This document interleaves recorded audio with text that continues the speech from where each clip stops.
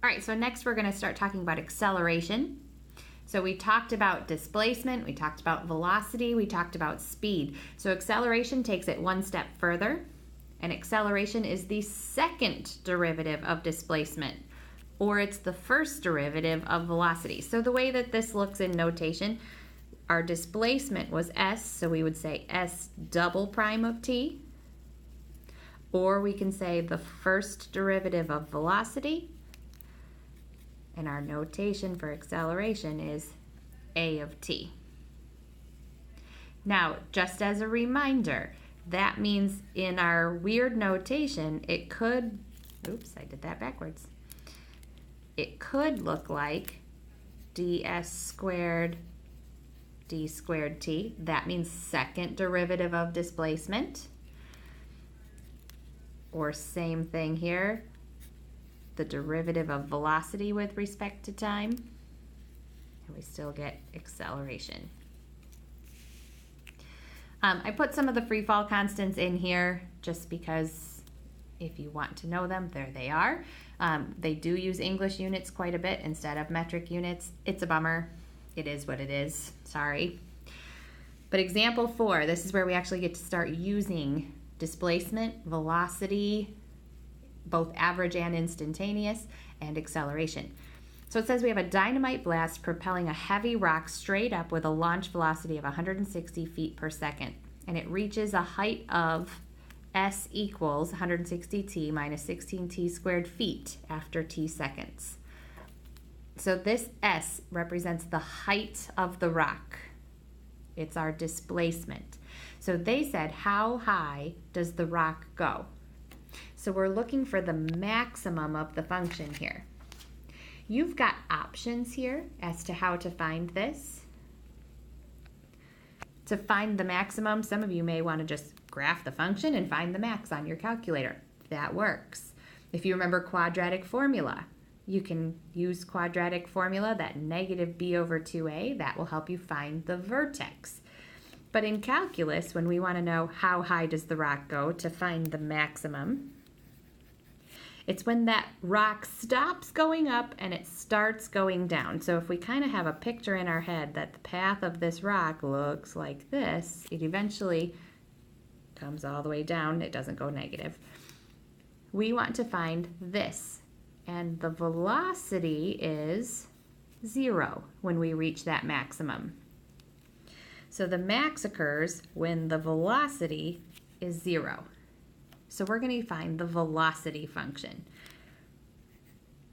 So v of t, if we use our derivative trick, the derivative of 160t is 160, and then negative 16t squared, so minus 32t. And we want to know where was that velocity equal to 0. So when we solve that, subtract the 160 and divide by negative 32.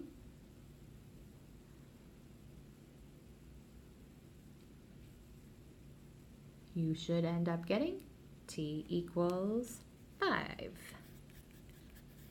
So at 5 seconds, we reach the maximum. So this is at time 5.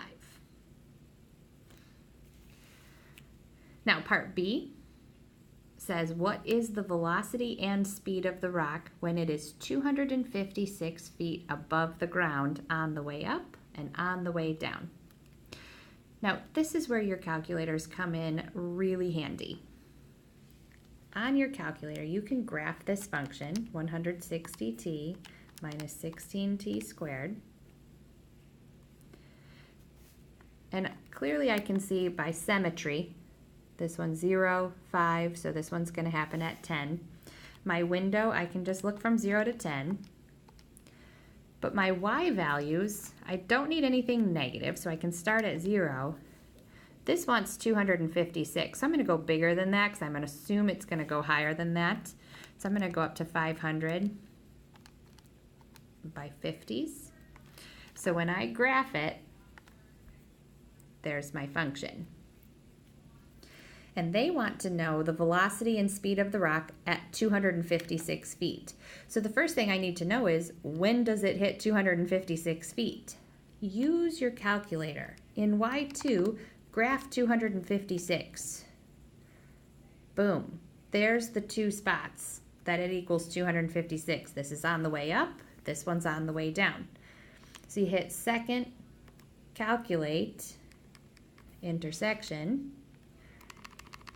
And if I arrow over, such a quick process, to that intersection, just get close and it asks you first curve. So you hit sure. Second curve, sure. Guess? Yes, please. So it happens at time 2. So I'm going to write that one down. It happens at time 2. But it happens at another spot too. So I'm going to find that intersection. You could also just use the properties of symmetry, that it was 3 away from 5 to the left. So this one should be at time 8 because it's 3 to the right. And there it is, and time 8. So they want to know what's the velocity at those times. So I want to know what's v of 2 and what's v of 8. The velocity function is right here. So if I plug in 2, 160 minus 64, and we get 96 feet per second. And if I plug in 8, I get the same thing but negative, which should make sense. It's going down, so the velocity is negative. So on the way up, 96. On the way down, negative 96. So when they ask you for the speed of the rock, the speed is the absolute value of plus or minus 96, which is 96 feet per second. Part C says, what's the acceleration of the rock at any time? So to do acceleration, I need to find the derivative of the velocity function. Do the derivative again. So the acceleration, I'm going to find the derivative up here. Derivative of 160 is just 0. Negative 32t is just negative 32 feet per second squared.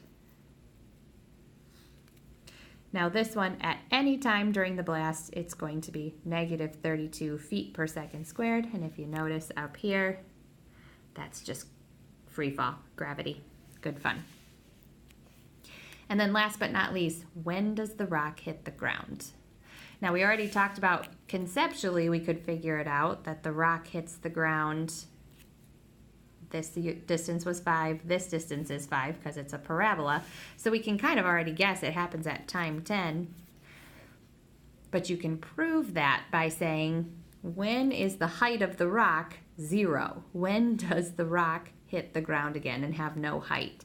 So it's at 0 equals 160t minus 16t squared.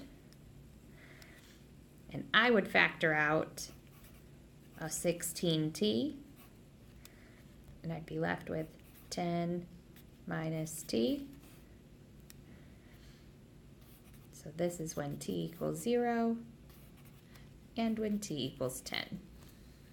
Well, of course, at time 0 it was on the ground. That's when we launched it. So time 10.